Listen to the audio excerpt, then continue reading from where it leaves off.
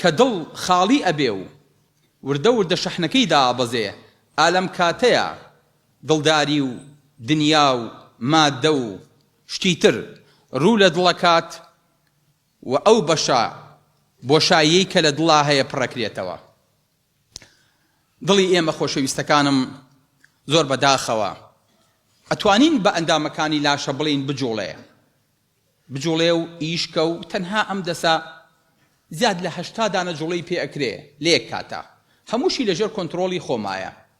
قاچم بە هەمان شێوە، چاوم بە هەمان شێوە، گوێم بە هەمان شێوە، زمانم بە هەمان شێوە. واتە هەرچی یەکم کرد لەمانە من لی بەرپرسیارم. تەنها دڵ نەبێ شتێکە بۆ هێنن ئەڵێی بۆ خوای دڵم نایبا، بە دڵم نییە. یعنی چی بە دڵە نییە؟ هێناومە بیخۆیت ئاخر بەدەست خۆم نییە، دڵم حەزی لێی نییە، دڵم نایهێنێ.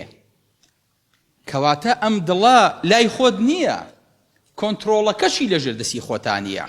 ئەم دڵە لەسەرەوە کۆنتڕۆڵەکرێ.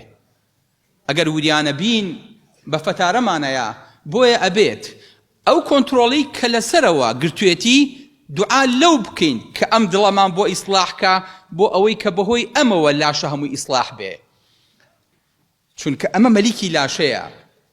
مەلیکی لاشە ئەگەر باش بوو، ئەلا ئین فی الجەسەد مضغە إذا صلحت صلح الجسد كله وإذا فسدت فسد الجسد كله ألا وهي القلب.